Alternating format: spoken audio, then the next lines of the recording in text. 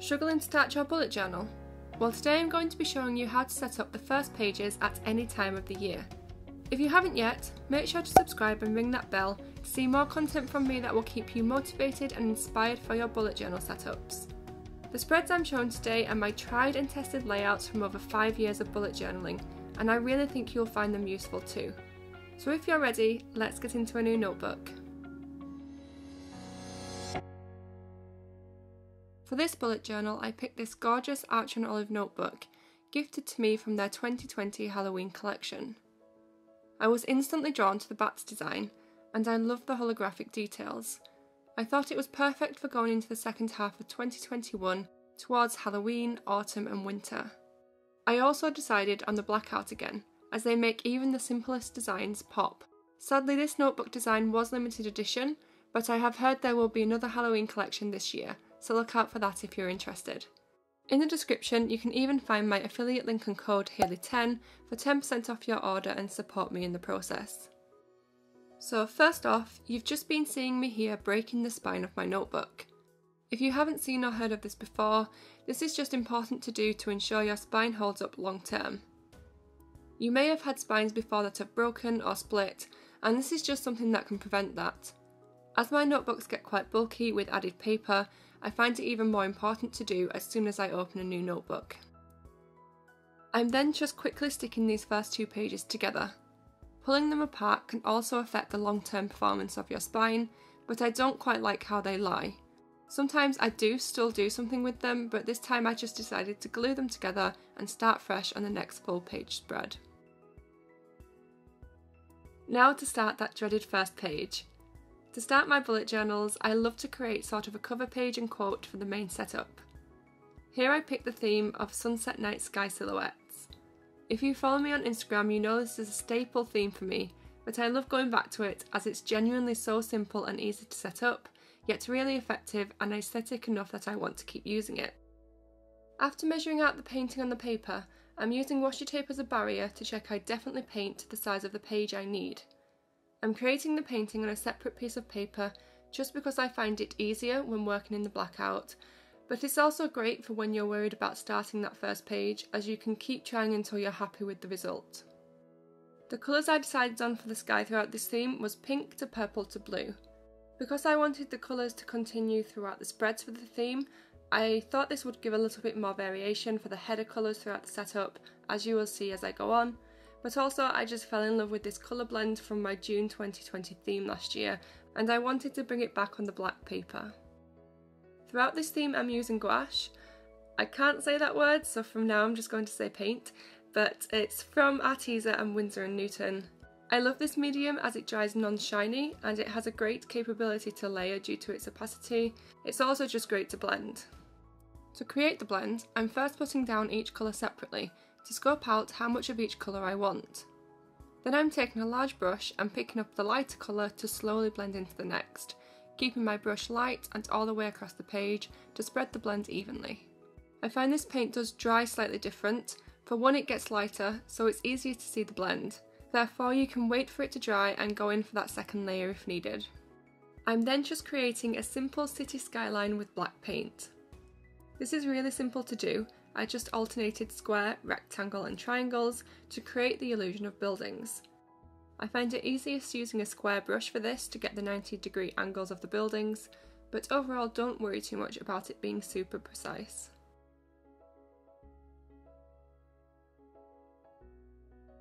As I cut up the painting, one thing I did notice was the paper didn't hold up to the water, so going forward I stuck to the Arch and Olive watercolour journal. While cutting the painting, I kept measuring it up to my page, just to ensure it would fit, and trimming more where needed.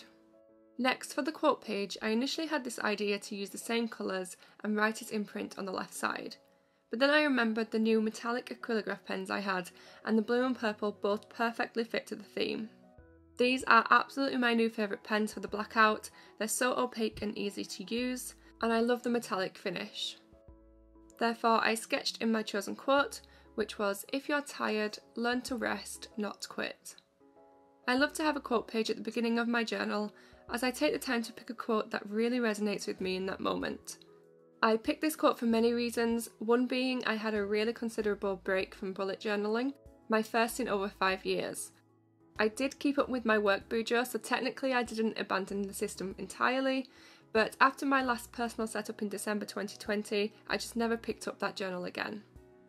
I may make a video on my time off, why I took time off, and what I learnt from coming back, but I don't think I can fit it all into this video, so if you're interested in that, let me know in the comments. But I thought this quote was particularly perfect when coming back to my bujo after this break. Something I always have to have in my bullet journal is a future log. As I only set up 1 month in advance, I find this spread really helpful to note down things months ahead that I may want to remember. This could be appointments, birthdays, events or holidays. I know some people make separate spreads for those, but I have plenty of room here and I like it all in one place. To set up this spread with a creative twist, I'm making 11 by 11 square boxes to map out the layout of the page. This will be a Dutch door type spread so I can utilise the space of 2 sheets, but by shortening the page and continuing the design, this will tie them together as one spread. Once I've created the boxes, I'm just quickly making another gradient, just like the cover page, to fill in the space I will have on the second page. I'm making this at least 17 squares long, just so it fits the page, and I have a spare bit of gradient for the opposite page to tie it all together. The silhouette design I picked for this spread was telephone wires. I thought this would be a good choice so the design details could be included in the top monthly boxes. Sorry about all the movement of my book here. I tried to keep still at first, but I'm not the best at painting lines, so I had to move the book into easier positions for me. I was able to cover up a few small mistakes that I did make by just mixing up a little bit more blue paint. One of the great things about this paint is that it layers really well. And finally, I added in the monthly headers, calendars and dates. I started this journal mid-July, so I included July to December and a simple timeline for 2022. I decided actually to keep it quite simple with the white acrylograph as opposed to the metallic ones. I'm not sure if I made the right choice, but I do like how it turned out. And here is where my phone stand fell to reveal my lovely and clean desk. My phone stand is currently a cheap phone holder attached to a mic stand, and while it's not the strongest stand, this is the first time it's fallen on me, so if you have any recommendations, do let me know. But anyway, I tried zooming in so you can see me adding these final parts.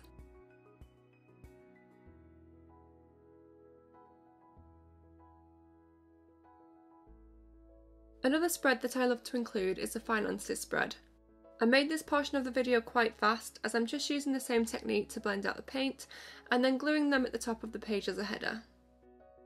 For the title, I used the acrylograph to write on top of the paint, which actually works really well. Just make sure your pen is flowing well and that you have a light pressure so you don't pick up the paint. This spread is actually a recreation of Life by Whitney's on Instagram. I'll link their Instagram in the description for you to check out. I've used this spread for 2 to 3 years now and I believe I can't find a better layout to fit my needs, so why fix what isn't broken? While I do most of my finances on a spreadsheet, I find that tracking them in my bullet journal makes me much more accountable and more likely to see and fix trends in my spending. As my income varies from month to month, it's always great to know my outgoings and savings to keep watch, and it also just doubles as my savings tracker. I keep track of what is in our emergency and long-term savings here, and I don't think I need to make a second spread just for that. I know tracking by hand isn't for everyone, but it does help me, and if you are having difficulty knowing where your money is going, I really recommend giving it a go. For the boxes, I'm using the white acrylograph again with the 0.5 Sakura jelly roll for the small lines in the middle. The Tombow Fudenosuke is particularly great for covering if you make mistakes, as it dries dull. What I do is split my finances into 4 sections: monthly outgoings, annual outgoings, income and savings. I find the annual section is especially really useful so I can watch out for when big costs like car servicing or insurance is coming up. And finally, I total these up at the end of the year to see a figure for each category and an overall total.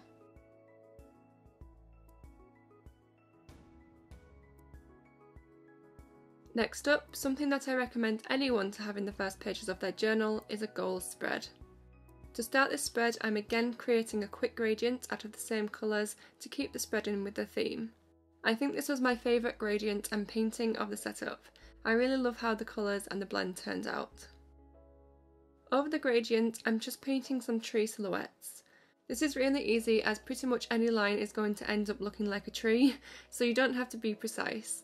Just make any lines that come out of the main line thinner each time. When you do this, it ends up giving the effect of branches. Once I'm done, I stick the painting into my book, using the blue paint at the top of my page just where the painting didn't quite reach the end. This year I decided to split my goals into sections important for me. Some I included were finances, health and social media. This is so I can split my goals into smaller, more manageable steps. So for example with YouTube, I have goals of 1. Posting this video, 2. Trying to post once a month, and 3. Getting monetized. So the first 2 are more manageable steps that I can control, and it will lead me to my third goal of being monetized. I'm personally just more likely to achieve goals like this rather than looking at one goal of, say, hit X amount of subscribers. Sitting here at 500 subscribers, that goal doesn't have any action or motivate me to work on the goal, whereas smaller targets usually do. If you would like a full video on goal setting, let me know in the comments. Another great thing to include is a dedicated project spread. This could be anything from a hobby to school projects, or like me, to document my small business plans. This past year, I haven't really done anything new for my business in terms of plans or design ideas. So one of the goals I set was to have my store back open again with digital items and include more designs and product ideas. Instead of just creating a page with ideas like I have before, I decided to create a table where I could write down the idea, mark when it's done, and then tick when that idea is in use. So for example, a product idea would be ticked when it has made its first sale. This way, hopefully some of my ideas can be actually put to use. Finally, on the left side, I'm going to track some other statistics such as income from those ideas. Related to the previous spread, another thing I want to focus on is getting back to posting on social media. TikTok is completely dominating and I feel like Reels are finally picking up and becoming more popular on Instagram. While some of it sounds fun, it also feels quite overwhelming to come back to. Do you enjoy these new features? And do you use them? I'd love to know. As there were quite a few things I wanted to plan, I created a Dutch door by simply trimming down the page and tied the 2 pages together by placing the painting either side. The silhouette ideas I went for in this spread was pine trees, another really simple but effective design. For each social idea I made sections, again as a table so I'm more likely to set completion dates and get things done. The first spread included places to jot down ideas, and the second spread is a big YouTube spreadsheet where I can plan videos and tick off each spread in the process as I do it. If you're seeing this video, it must be working at least a little bit because this video was at the top of that list.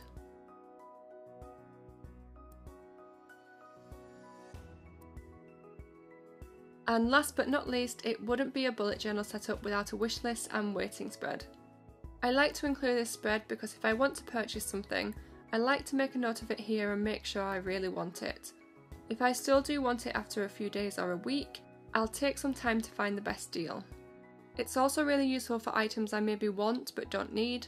That way if I want to treat myself at some point, I can remember these things instead of regretting an impulse purchase. I'd love to know, what are some things on your wish list right now?